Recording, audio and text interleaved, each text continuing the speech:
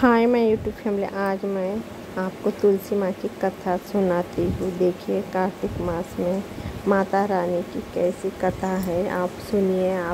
मैं आपको शेयर कर रही हूँ। ओम सूर्याय नमः।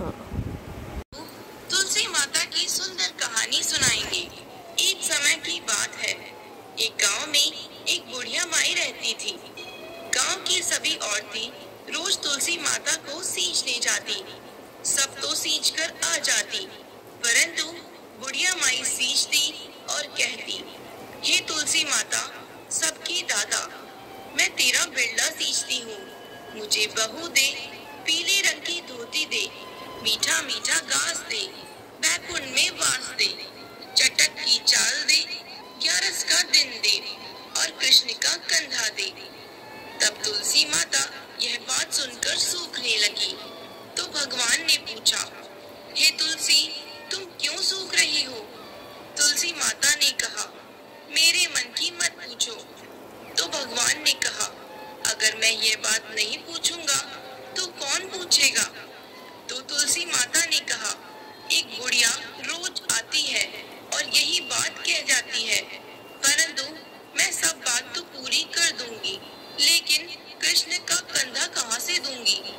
तो भगवान बोले, जब ये मरेगी तो मैं अपने आप कंधा देने आऊंगा, तू बुढ़िया माई से कह दियो। बाद में बुढ़िया माई मर गई।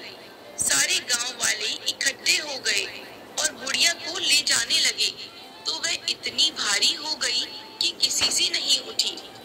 तब सबने कहा, यह तो इतनी पूजा पाठ करती थी, पाप नष्ट होने की माला फेरती थी, फिर भी भारी हो गई। बूढ़े ब्राह्मण के भेष में भगवान आए और सबसे पूछा, यह कैसी भीड़ है? तब आदमी बोले, यह बुढ़िया मर गई, पापिन थी, इसलिए किसी से नहीं उठती। तो भगवान ने कान के पास जाकर कहा, बुढ़िया माई, मन की निकाल ले, पीतांबर की धोती ले, मीठा मीठा घास ले, बैकुंठ का पास ले, चटक की चाल ले, चंदन का काठ ले, झालर की झनकार, दाल भात को जीवन और कृष्ण का कंधा ले।